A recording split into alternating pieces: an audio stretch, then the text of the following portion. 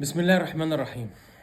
ماتش الاهلي والمصري واخبار كتير برضو عن بغداد بنجاح هنتكلم فيها مع بعض، لكن خلينا نتكلم على الاهلي والمصري. النهارده الاهلي كسب بالخبره بصراحه. النهارده المصري كان افضل. المصري طول المباراه ضاغط على الاهلي واستحوذ الكره اكتر وكان مشكل خطوره اكتر. كابتن علي ماهر انتوا عارفين من المدربين اللي بيشتغل طبعا بشكل هجومي وبيضغط من قدام، وكان يعني النهارده عمل جيم كويس جدا. معظم فترات المباراه كان المصري الافضل، وتشكيله المصري في الخط الهجومي كابتن علي ماهر قسمها. نزل دغموم في الشوط الاول مع فخر الدين بن يوسف مع القرموطي مع الشامي، وبعدين عمل تغييرات في الشوط الثاني، نزل صلاح محسن ونزل خالد الغندور ونزل حسين فيصل، نزل اكتر من لعيب. عمل يعني آه، قوه ضربه في الشوط الاول وقوه ضربه في الشوط الثاني. الاهلي النهارده بقى اللي ما كانش في حالته خالص. يعني الاهلي النهارده زي ما قلت لكم فاز بالخبره وبفضل ضربه الحره المباشره ليحيى عطيه الله، اللي طبعا الهدف اللي احرزه في الشوط الاول. لكن طول المباراه الاهلي مش في حالته. الاهلي بيدافع على النادي المصري. شفنا حتى الخط الهجومي للنادي الاهلي مفيش تواصل او مفيش انسجام. مش عايز اقول انسجام، من انسجام من لعيبه قديمه مع بعض، ولكن عايز اقول مفيش ربط ما بين لعيبه نص الملعب في النادي الاهلي النهارده، عمرو السوليه ومروان عطيه، مع الخط الهجومي بيرسي تاو واسامه ابو علي وحسين الشحات. النهارده يعني اللعيبه كانت بعيد شويه عن مستواهم لعيبه النادي الاهلي. حتى محمد الشناوي النهارده الشوط الاول غلط غلطات كتيره جدا، مش في حالته النهارده. يمكن الشناوي مضغوط شويه من الجمهور اعتقد. النهارده كذا كوره طلع يمسك الكوره بتقع من ايده، الكوره اللي هي بتاعت النادي المصري ضربه جزاء 100%، يعني هتكلم عليها. لكن الكوره وقعت من ايد الشناوي كتير، كذا بصه كذا كوره بترجع للشناوي بيبصيها غلط. فكان في حاله النهارده في النادي الاهلي مش المستوى، يعني ما كانش مستوى النادي. انا شايف ان النهارده الاهلي زي ما قلت لكم فاز بالخبره، فاز بخبره لعيبته ان هم مقفلين كويس. يعني النهارده رغم ان الخط الهجومي للنادي الاهلي ما كانش فعال، ولكن الدفاع النهارده دفاع النادي الاهلي ياسر ابراهيم واشرف داري ويحيى عطيه الله وعمر كمال عبد الواحد ومروان عطيه وعمرو السوليه في نص الملعب قدروا يمنعوا هجمات النادي المصري، او كمان يعني مش يمنعوا، قدروا يدافعوا وقدروا ياخدوا كل معظم الكور العاليه. قفلوا العمق وقفلوا الاطراف كويس على النادي المصري. رغم كده كمان النادي المصري النهارده ما عندوش توفيق. النادي المصري النهارده ضيع فرص كتير جدا وفرص سهله. يعني الكره حتى بتاعت صلاح محسن اللي عملها بدماغه في نهايه المباراه وخبطت في العارضه، وبعدين ردت بهجمه مرتده لامام عاشور. فبصراحه كتوتال اداء، لا النهارده المصري افضل، قدر يعمل جيم كويس جدا كاداء، ولكن النتيجه لصالح الاهلي. يمكن الاهلي مش عارف ايه اسباب عدم ادائه بشكل كويس. يعني النهارده بيفكرني شويه اداء النادي الاهلي بمباراه اورلاندو بايرتس في جنوب افريقيا. رغم النهارده كان يعني موضوع الجمهور ولاعيبه الاهلي الامور كانت كويسه. يعني كان في اتفاق النهارده ما بين كابتن محمود الخطيب وكولر باستبعاد كهربا عشان يعني بعيد عن غضب الجماهير شويه. وكان النهارده برضو جمهور الاهلي مع اللعيبه كويسين وهتفوا لهم قبل المباراه وبعد المباراه.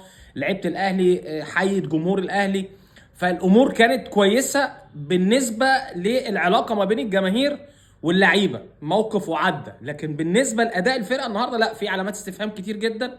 مش ده اداء النادي الاهلي. الاهلي كسب، بس كسب بالخبره، كسب ان هو قدر يدافع كويس على النادي المصري رغم ان المصري ضيع فرص كتير واستحوذ، وكمان عدم او غياب التوفيق على النادي المصري. فهارد لك للنادي المصري، مبروك للاهلي. لكن ضربه جزاء يعني ازاي ما تتحسبش مش عارف بصراحه. كرة وقعت من محمد الشناوي، فخر الدين بن يوسف حط جسمه بقى محمد الشناوي هو اللي وراه.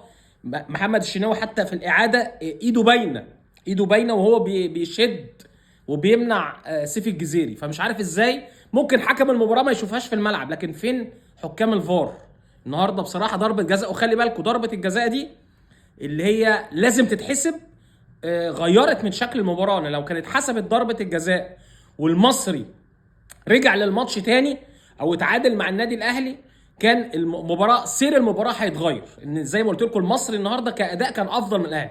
فمش عارف ايه اخطاء حكام بصراحه غريبه جدا. يعني كوره بتاعت النهارده واضحه جدا، لو الحكم ما شافهاش لازم الفار يشوفها. فالنهارده انا بقول المصري اتظلم في ضربه الجزاء، ان كمان ضربه الجزاء دي غيرت من سير المباراه. طبعا قدر النادي الاهلي في اخر دقيقه في الوقت الضايع، كان لعيبه المصري كلها مندفعه في اخر كوره، الهجمه المرتده قدر امام عاشور مع قفشه. بصراحه امام كمان ايه ما طلعش اناني في الكوره دي، اداها لقفشه عشان يضمنها في المرمى، وسجل قفشه الهدف الثاني وفاز الاهلي 2-0. لكن بصراحه المصري اتظلم، المصري النهارده افضل كاداء، ضاعت منه فرص كتير، الاهلي مش في حالته، ضربه جزاء لا يمكن ما تتحسبش. مش عارف ازاي الحكام النهارده ما حسبوش ضربه الجزاء للنادي المصري. موضوع بغداد بونجاح،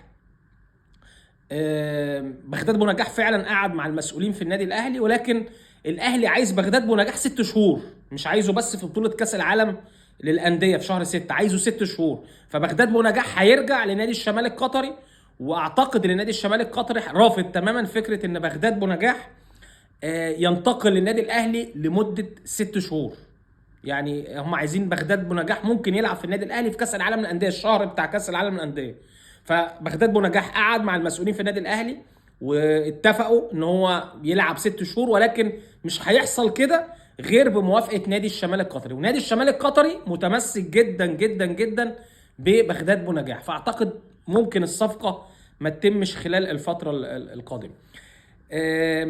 النهارده غياب كهربا عن المباراه، كان في اتفاق ما بين اداره الاهلي كابتن محمود الخطيب وكولر ان كهربا ما يكونش موجود لتهدئه جماهير النادي الاهلي. في ناس كتير في النادي الاهلي مش عاجبهم القرار ده، لكن اعتقد ان غياب كهربا النهارده عن المباراه كان يعني لتهدئه الجماهير. وخلي بالكم كهربا خلاص يعني خلال فتره قريبه، يعني احنا خلاص داخلين على شهر يناير، جاي له كذا عرض، والنادي الاهلي موافق على العروض اللي هتقدم لكهربا، يعني وافق على انتقاله خارج النادي الاهلي خلال الفتره القادمه. نادي السويحلي الليبي طلب كهربا، نادي الزد طبعا كان في كلام قبل كده، وفي بعض الانديه الخليجيه خلال الفتره القادمه، والنادي الاهلي هيستنى افضل عرض وهيوافق على انتقال كهربا خلال شهر يناير القادم. طبعا في بعض اللعيبه اللي هترحل عن النادي الاهلي، على راسهم يوسف ايمن شايفينه بعيد تماما عن المشاركه مع النادي الاهلي في ظل عدم اقتناع كولر بمستوى يوسف ايمن. فيوسف ايمن اعارته هتنتهي في شهر، او مش هتنتهي، هيفسخوا الاعاره في شهر يناير القادم وهيعود للدوري القطري.